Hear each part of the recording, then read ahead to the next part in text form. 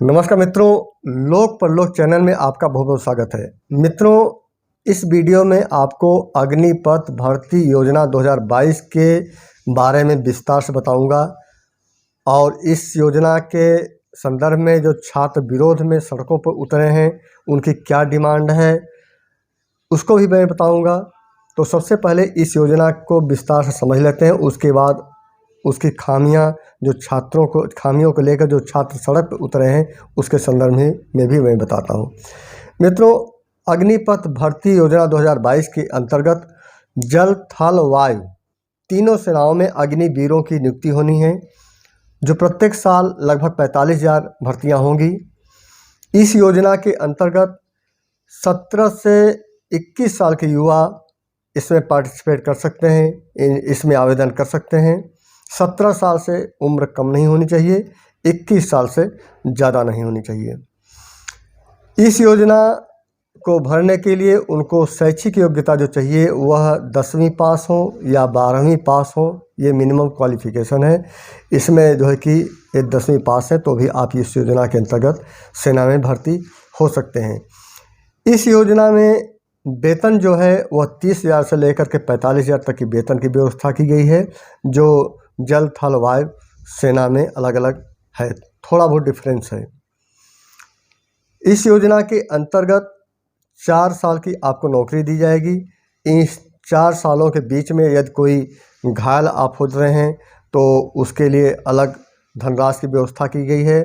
और वहीं पर इस योजना के अंतर्गत किसी भी सैनिक की मृत्यु हो जाती है, वीरगति को प्राप्त होता है, तो उसके लिए परिवार को जो है कि मैक्सिमम 1 करोड़ तक की व्यवस्था की गई है और इस धनराशि से परिवार को सहायता मिलेगी।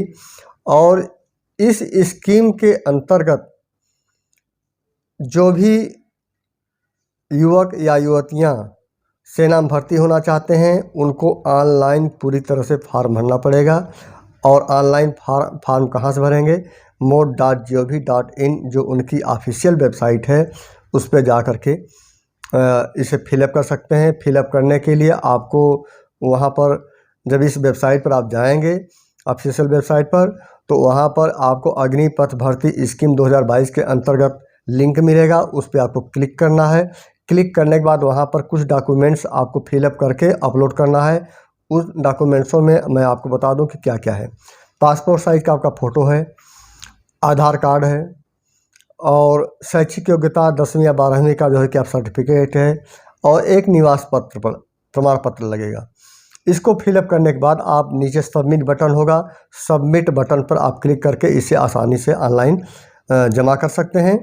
और आपको फिजिकल जो एग्ज़ाम होगा इसका, उसको जो है कि उसके लिए डेट आपको दी जाएगी अलग से, और उस डेट पर आपको जा कर के फिजिकल जो है कि एग्ज़ाम देना पड़ेगा और दे करके आप जो है कि इस सेना में आसानी से भर्ती हो सकते हैं। लेकिन इस योजना के अंतर्गत अभी फिजिकल टेस्ट किस स्तर का होगा या लिखित परीक्षा होगी कि नहीं होगी, क्या होगा क्या नहीं होगा, ये जो है कि अभी जैसे ही इस योजना के बारे में विस्तार से आएगा।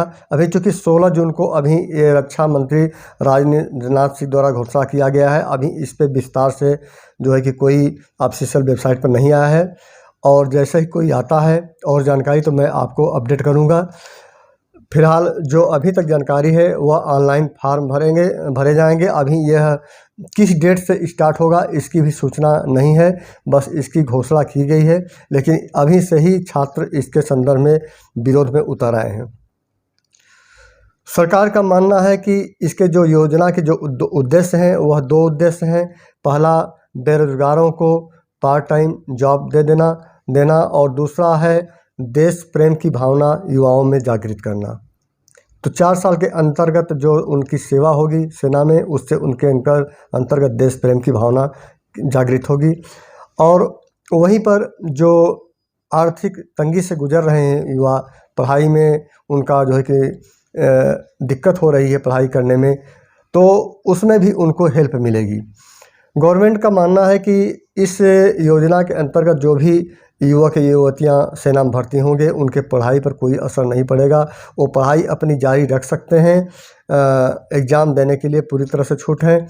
और दूसरी चीज़, यदि भविष्य में कोई अदर नौकरी के लिए 4 साल के बाद जो अदर नौकरी के लिए कोई जॉब जो है कि अप्लाई वो करते हैं, तो जो भी सेना में 4 साल सर्विस दे चुके हैं उनको प्राथमिकता पहले दी जाएगी। तो ये सारी अच्छाई हैं इस योजना में।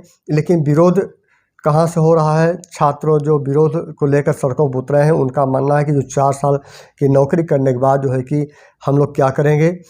पढ़ाई का रूटीन, छात्रों का मानना है कि इस बीच जो है कि सेना में भर्ती होने के बाद पढ़ाई का रूटीन ख़राब हो जाएगा और फिर दूसरी नौकरी में हम लोग जो है कि पार्टिसिपेट नहीं कर पाएंगे। एग्ज़ाम में देंगे भी तो उसमें निकाल पाना मुश्किल होगा, और इसलिए जो है कि वो सड़कों पर उतर आए हैं। और दूसरा उनका डिमांड है कि इसमें सैलरी बहुत कम है।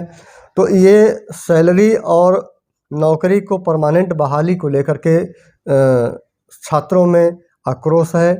तो इस पे कहाँ तक सरकार ध्यान देती है, ये बात की बात है। लेकिन इस योजना के अंतर्गत जो लोग भी जो है कि भर्ती होना चाहते हैं, उनको ऑनलाइन जा कर के फॉर्म को फिलअप करना है, और फॉर्म फिलअप करने के बाद सबमिट करना है। और निर्धारित डेट पर जो है कि लिखित परीक्षा तो शायद इसमें नहीं होगी। फिजिकल, हमारे ख्याल से फिजिकल एग्ज़ाम होना चाहिए, और फिजिकल एग्ज़ाम में यदि आप पास हो जाते हैं तो आपको ये नौकरी मिल जाएगी। फिलहाल जो भी कोई अपडेट होगा अभी आएगा, वो मैं आपको अगले वीडियो में अपडेट करूँगा।